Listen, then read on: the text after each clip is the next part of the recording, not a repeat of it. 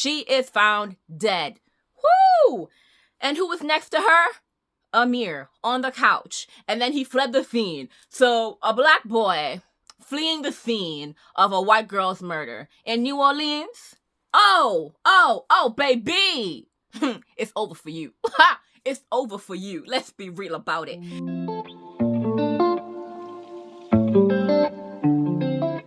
The year is not even over yet, and we've already had another book Twitter scandal. This one involving author Lauren Davis, who thinks she can somehow copyright The Sun.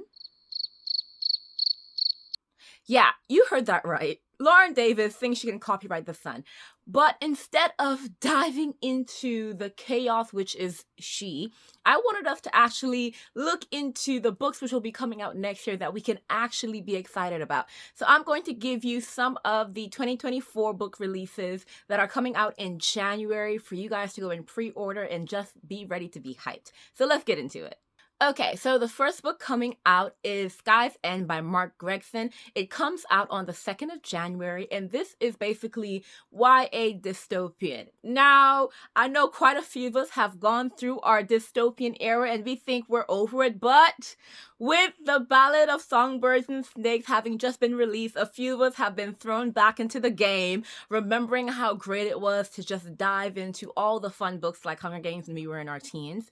And quite frankly, I still have a love for dystopian. I think the adventure that just like teenagers end up going on can be so exciting without so much angst that, adult books can give us. So I'm super excited about this. This is about a young boy who he doesn't want to be his uncle's heir, but then his mother gets in trouble, and so he's just like, I need to do what I need to do to save what's left of my family. And so he now has to enter this selection type of challenge where, once again, it's kind of like the Hunger Games where you have 12 districts, sort of 12 ranks that you can go into, and you're basically dealing with everyone else trying to beat you, trying to manipulate you, all for this grand prize in the end. Now, with that, that's already one challenge to face, but there are other secrets about the actual area that they reside in, and it just sounds like a really, really fun book to get into. So definitely be sure to check this one out. Like I said, it comes out on the 2nd of January, like pretty early on, so you can start the year right by starting with some high intense YA dystopian. Now, the next book is actually a sequel. It's Dark Star Burning, Ash Falls White. It's by Emily Wen Zhao, and it also comes out on the 2nd of January. Now, that book is a sequel to this, Song of Silver, Flame Like Night. Now, I also had this pre-ordered when it came out this year because I found this book on Instagram and it looked and sounded so amazing. So I pre-ordered it, but then I got distracted and I was reading a bunch of other books and I never actually got to read it. But I am happy because I feel like we all know the struggle of getting a book, it being amazing, and then having to wait for the sequel. And I actually heard that this book was absolutely brilliant. So I'm going to hold out just a bit more until the second book comes out, then I can read them together and we can freak out all in one. Basically, this book, what it's about is a young girl who is all alone. Her mother died, and she doesn't even have her name because colonizers took over her land and gave her a new name. I feel like quite a few people can relate to that. And when her mother died, her mother left like this burning mark on her arm and no one else can see it. And she's trying to figure out, what is it? Why is it burning? No one else sees it. And then in comes this mysterious stranger who finally can see the mark. Not only that, he can use magic, which is thought to be long gone and part of the past and forbidden. And so both of them are holding secrets, but both of them probably are the ones that can help each other figure everything out and just get through like all the hell that they're going through with colonizers and obviously everything else. So that was just the synopsis of the first book. I haven't actually looked into the synopsis of the second book simply because in case something huge happened at the end of this book, I don't want reading the synopsis in the second book to now spoil it for me, and now I'm kind of reading kind of just like, oh, I know this happens. I know he betrayed you. I know he died. I know this happened. I know someone, comes back to life. I don't want that type of spoiler in my life. And so I have not looked at the synopsis for the second book, but I will be pre-ordering it because the reviews for this book were absolutely amazing. And I love East Asian mythology. I just think they're brilliant. And the cover was one of the reasons that I actually stopped for this book. The cover was beautiful. And I'm really interested to see what mythology ends up being weaved into the book. And all the fun that we can have. I've been like taking a break from fantasy. I've been reading quite a lot of like thrillers, but hopefully that will be like my re-entry into like fantasy. So yeah, super, super excited for that one. You guys should get into it. Okay, next is a book I think so many people are hyped for, and that is The Atlas Complex, and that comes out on January 9th. Now, if you have not heard of The Atlas 6 by Olivia Blake, I kind of don't know where you've been. You might not have read it, but please, I'm sure that you've heard of it. Okay, so The Atlas 6 was actually independently published, I believe, and then it got hyped so much because people were falling in love with it so much that it actually ended up being traditionally published. And then The Atlas Paradox came out this year. Now, I got this as part of a book box. I got it from Illumicrate. But basically, if you are into dark academia, if you're into libraries and reading, which you are, if you're into secrets, if you're into academic rivals, you know, some friendly competition, secret passageways, if that is your vibe, then The Atlas 6 is for you, which means you definitely would want to pick up this series. Now, funny thing is, I have not read The Atlas Paradox yet, simply because after The Atlas 6, we were left on a cliffhanger kind of like mystery type of way. And then when it was revealed that there'd be a third book, I knew that with the second book, we would not be getting the answers that we required, okay? So I told myself, I'm not gonna be playing the fool, you know? I'm not Boo Boo the Fool, yeah? I am not going to now read the second book and then be on another cliffhanger, be scared and be anxious and just be like pulling my hair trying to figure out what's happening next. So I just decided I'm gonna wait. So that's exactly what I'm going to do. I'm going to wait for The Atlas Complex to come out, and then I'm just gonna actually do a complete reread of the first, and then, you know, finally read the second, and then I'll wrap it all up by reading the third, and hopefully the story wraps up in a beautifully juicy way. I'm not too sure. It seems like more and more these days authors are loving ripping our hearts out. So no promises there. But genuinely, this book is fun. Like, obviously, it has like really, really cool magic system. I thought this magic system was definitely for the dark academia babes. I felt like it was intricate. I felt like it was deep, and I know some people actually found problems with this book because they're just like, this is a book for people who are, you know, who like big words. And I'm like, do you get dark academia trope at all? It's not that we like big words, but the actual vibe of the trope is academic, you know, intellectual baddies. So what is everyone finding their beef on? I honestly grill it up and fry it somewhere else, but it don't belong here. Either way, I'm looking forward to this book, and be sure to pre-order it because I feel like it's definitely gonna sell out because yeah, we've been waiting and we're excited. So yeah, definitely make sure you get your orders in. Now, the next book, get ready, because if you fell into the Fourth Wing hype, if you just like dragons, then please, I don't even need to tell you about the book. You just need to go and buy this book, and that is So Let Them Burn by Camilla Cole. Oh my goodness. This book is a Jamaican-inspired fantasy about dragons. And I'm like, oh my goodness, I'm all into it. So basically, our main character, our main FMC, she liberated her people from their enemies like years back, and their enemies have the ability to bond with and, you know, fly dragons. But somehow she wielded magic and she liberated them. And now she's 17, she's a hero, but she doesn't have any wars to fight, she doesn't have anything to do, and she's kind of just chilling. And then she is chosen to go and represent her people at this summit, at this world summit. Obviously, she's like, oh goodness, I'm gonna be asked to act like a trained monkey. And so she's expecting to just go there to, you know, smile and wave and just do what dignitaries would do. But what happens is that her sister somehow forms this unprecedented bond with an enemy's dragon. And so she is now told that the only way to go forward is to end her sister's life. And so now she has to choose between her sister, her people, and obviously trying to figure out what's going on. Like, why was her sister able to do it and uncover secrets behind all the empires?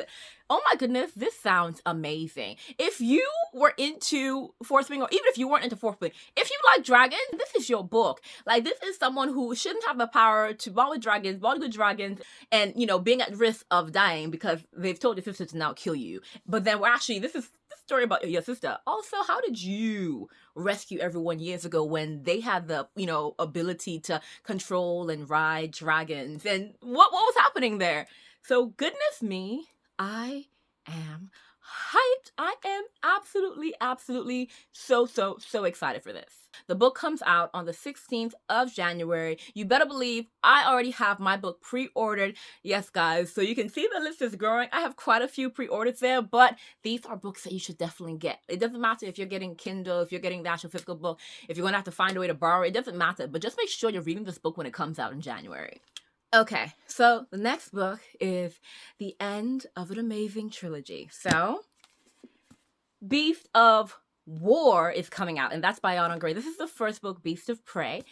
Now, I remember I found this book, I think during the pandemic, while we were all kind of just stuck in Bookstagram land and everything was amazing. So this is about like Kofi and Ekon. So the very first book, an accident kind of draws them together because basically a wildfire gets started, technically by Kofi. She didn't do it on purpose. It was an accident, but she did it. Sorry.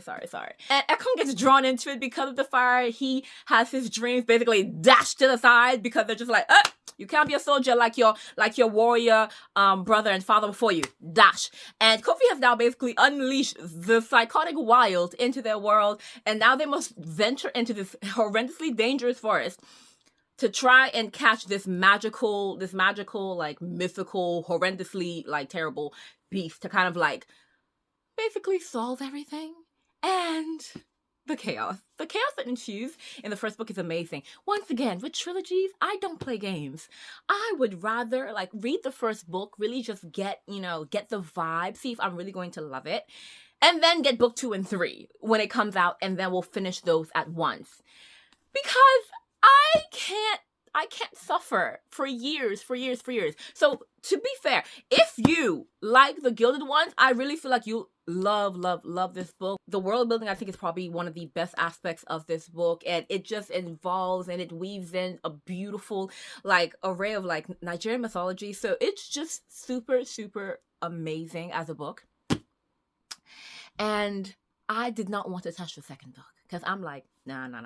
It's going to be all out psycho behavior in the third book. So I decided to just wait. And I've been waiting and I've been suffering. And when the third book finally got announced, I said, finally, my time has come. The third book gets released 18th of January, and I am ready to binge it all. Binge it all.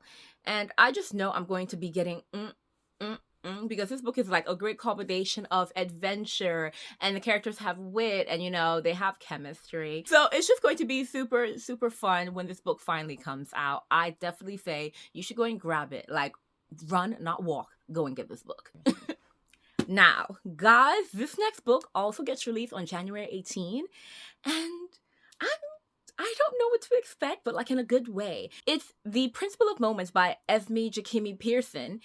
And it's basically a space opera, guys. And I don't think I've properly have I read I've watched space operas because I was raised in a generation that was discovering Star Trek and Star Wars, and I am a Trekkie, and I have lived off of space operas. I love them so much. Every day I'm just like, please let it be real, and please someone come and collect me.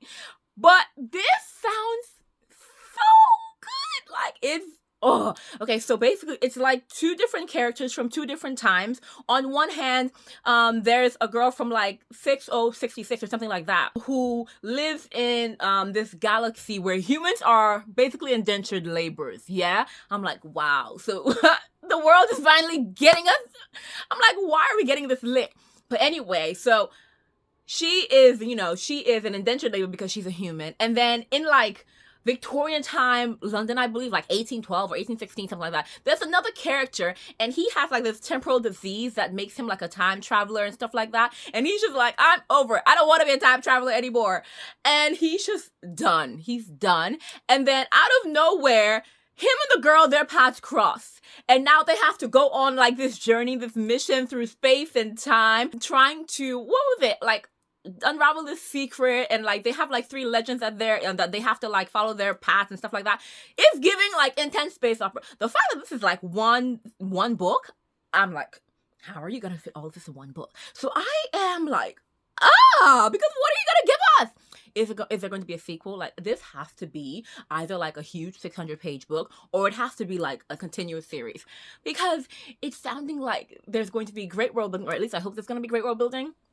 Like, because sci-fi and, sci-fi on a whole always has a lot of world building, because they need to establish, like, how the world works, the different castes. There's always caste systems in these worlds, the ruling system, how the law works, how the justice system works, how politics work. They have to really establish everything when it comes to sci-fi. But that's one of the reasons I truly do love sci-fi books, because I'm like, I love great world building, but I love how sci-fi books do it. It's really just like, wow, like you can really imagine this whole new world. It's always like a what if scenario. What if our world went into this direction? And so sci-fi always grabs my attention. And this one, let me tell you, it grabbed my attention. I am super pumped, because when I first saw this book, I saw this book on Instagram, and I looked at the cover and I said, this is giving space opera. And I read it and I'm just like, oh my goodness, it is a space opera. I was like, yes. I can see it. It's because of like the time warping and the time traveling. I'm like, Star Trek, yes. But then because of the empire that they now have to rebel against, I'm like, Star Wars. So I'm like, okay, now you're bringing some of my faves together. Yes. I am pumped. I am excited. I will be getting this book, and you better believe I'll be screaming about it, screaming, because I feel like it can't let me down. I believe this is this author's debut book, so I haven't read anything by them, for me to base what this book, will look like or read like. But with a plot so beautiful, I feel like I can't be let down, and I'm really hoping that I'm not let down, because I feel like I'll be shattered if it doesn't like live up to like all this energy that I'm exuding. But yeah, super excited, and I want you guys to share in this excitement with me. So do be sure to get into this book. Like, if you're into sci-fi, if you're into Star Wars and Star Trek, if space operas are your thing, then please, what are you waiting for? We need to get this book together, scream about it together, and really just collapse together when it's all done. Now, the next book is us rounding out January. We have quite a few books being released on the 30th of January, but this one is definitely one I am super, super eager to get my hands on.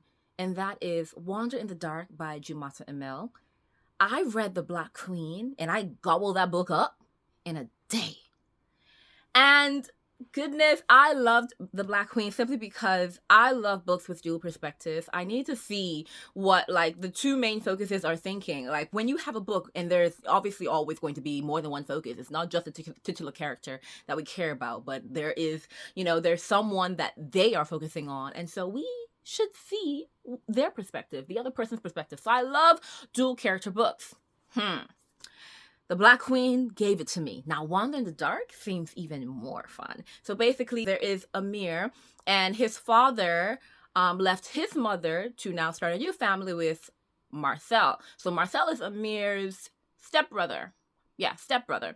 And Amir goes to a party that Marcel is throwing because Amir likes this girl named Chloe. And as much as he, he doesn't really care for his stepbrother simply because of the situation at hand, because, well, your mother is the reason that I don't have a father anymore. Like, obviously, he has it, but, the relationship is going to be a bit tumultuous. So he goes to a party, and this girl asks Amir, hey, spend the night with me. My parents aren't in, and she doesn't want to be alone. And he's just like, okay, cool. And you know what? He never knows why she doesn't want to be alone, because the next morning, she is found dead. Woo! And who was next to her? Amir, on the couch. And then he fled the scene. So a black boy fleeing the scene of a white girl's murder in New Orleans. Oh, baby. It's over for you. It's over for you. Let's be real about it. Now, if it wasn't for the fact that someone got you a lawyer, this would have been an open and shut case. I mean, to the cops, it's still an open and shut case. But you have a chance. You got a chance. But it ain't looking too good for you, my bitch. Now, what's even stranger is that his stepbrother, who he doesn't care for, his stepbrother's on his side because he's just like, though we don't get along, please, I know you're not a murderer. And so now they're investigating, and obviously they're digging up, about, the girl's life, and they're finding out secrets and secrets and secrets. Now, if you've watched anything about New Orleans or read anything about New Orleans, you know that family roots always go really, really deep when it comes to things involving New Orleans. And so I'm excited. Because what are we going to find? Was she related to one of them? Who killed her, actually? That's the main question here. That's always the main question. But I'm super excited because, one, we're going to find out this mystery. And like I said, I've been getting into thrillers, so this is definitely down my alley now.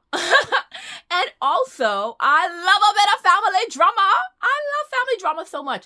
Family drama, I truly feel, is a trope in its own that really just needs to be appreciated more and more. You can't get better drama than family drama. Relationship drama is cute, but ain't nothing compared to family drama, because family drama, that runs deep. That runs back to when we were a kid and you stole my lollipop. Like, family drama goes back. And so it's always super, super fun. And because New Orleans will have like a lot of history, that means that the family drama is about to span some generations. This book is going to be amazing. I 100% have no doubt that this book is going to be amazing. Black Queen, I truly enjoyed it. Like I said, I gobbled it up in a day. And then at the end, I was just like, oh my goodness, I guessed, but then I didn't guess fully. So it's like, So I'm trying to see what types of twists and turns will be introduced here as well.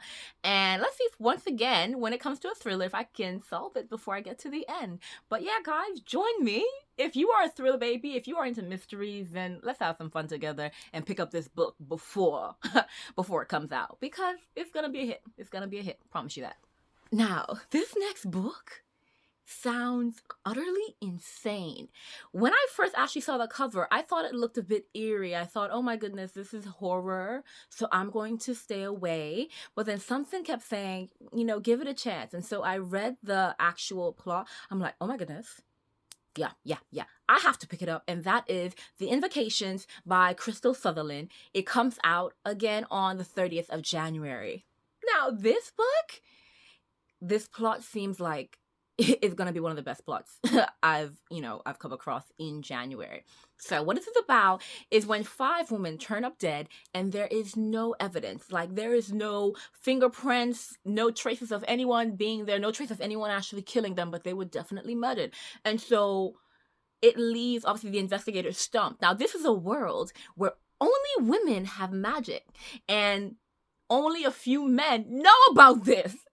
And so the men who know about this are seeking to get rid of them off the face of this world.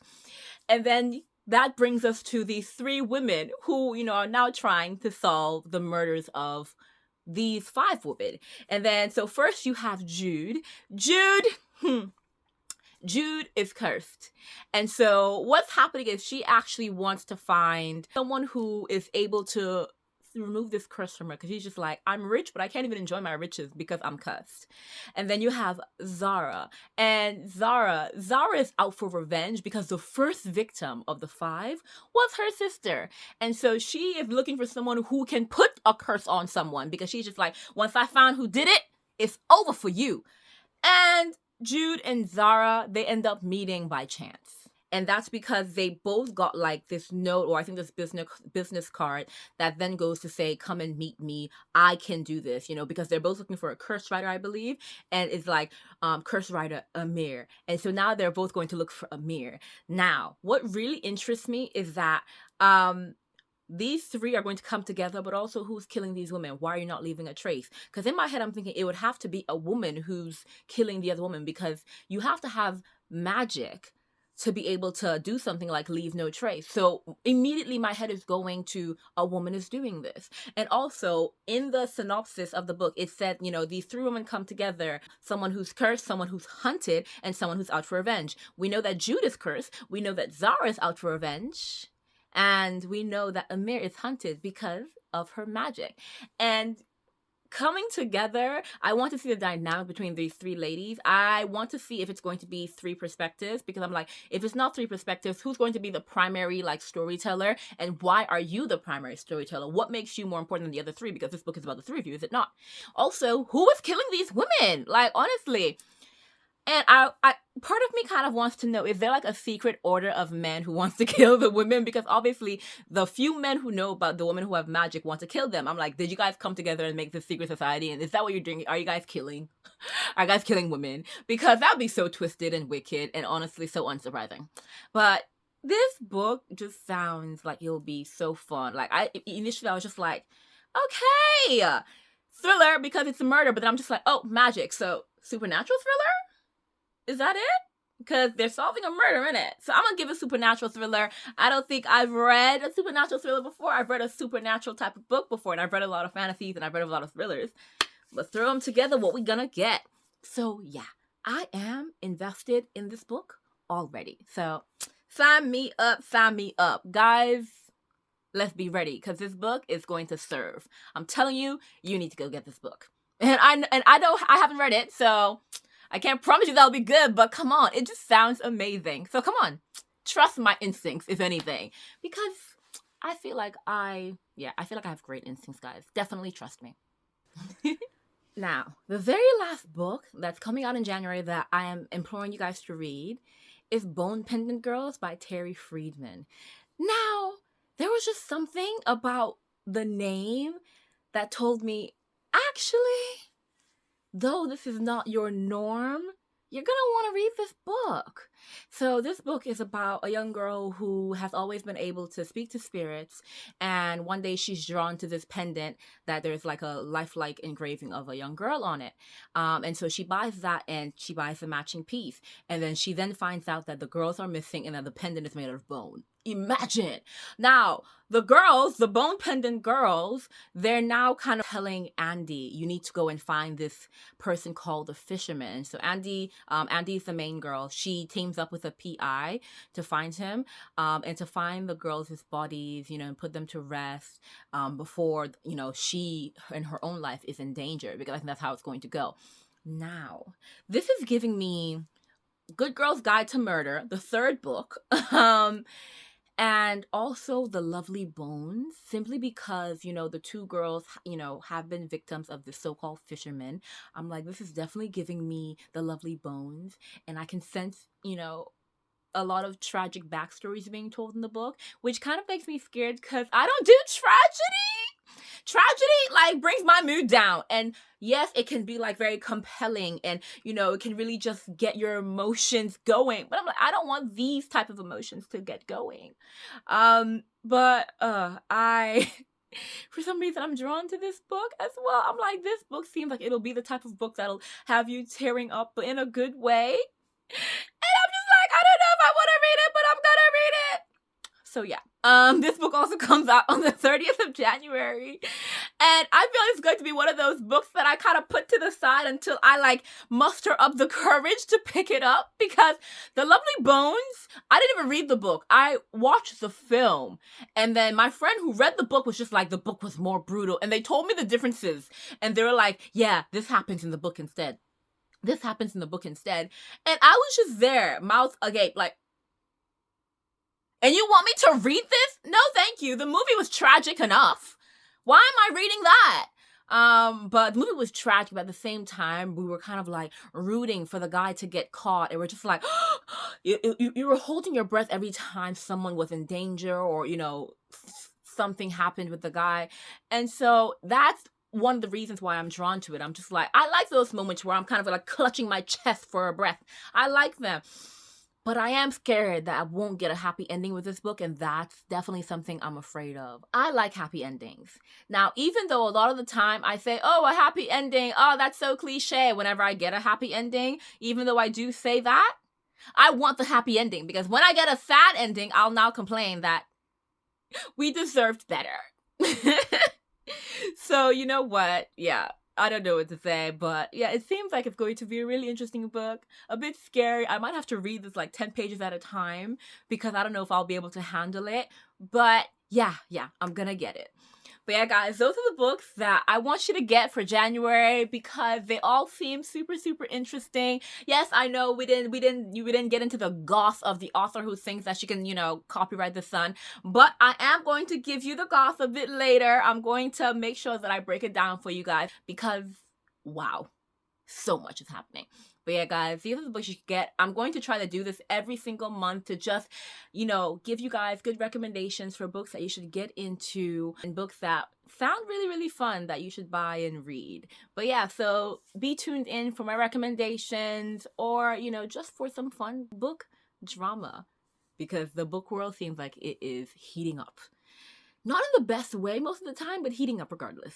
So yeah, guys, that's it for me. Hope to see you guys soon. And Merry Christmas because the Christmas holidays are coming up. And I will not have a video again until after Christmas. So yeah, Merry Christmas. Hope you have a great time with all your families and everything you decide to do. And yeah, see you soon. Be sure to like, comment, share, and of course, if you haven't already, subscribe. Bye.